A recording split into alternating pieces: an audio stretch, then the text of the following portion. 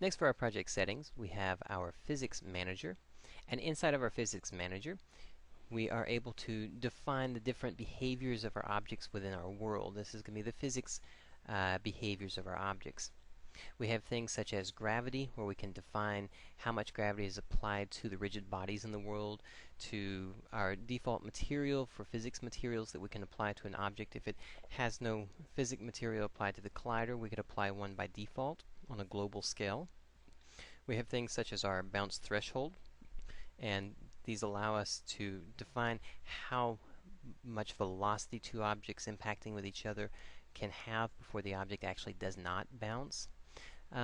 Other options in here that have some importance to us would be with our min penetration for penalty. This is going to be something to say how far are two objects allowed to collide in between each other before they need to be pushed away or apart from each other. Then we have things such as our solver iteration count. This is an important one where we're trying to improve the quality of our physics. So, for instance, with our solver iteration count set at 6, your best options are always around the 6 to 7 is a good count.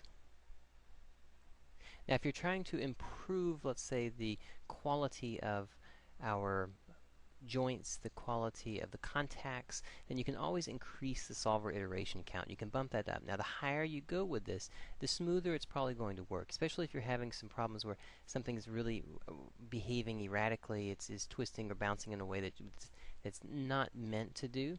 Then increasing this can help, but the higher we increase this, the more processing power it's going to take to actually figure it out.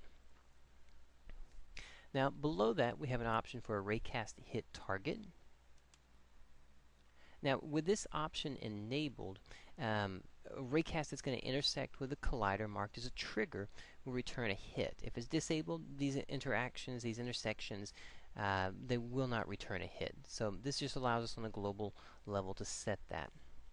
Below that, we have a layered collision matrix. Now, this is an interesting little thing. This allows us to define how the layer-based collision detection system behaves, how it works, by setting up our own matrix.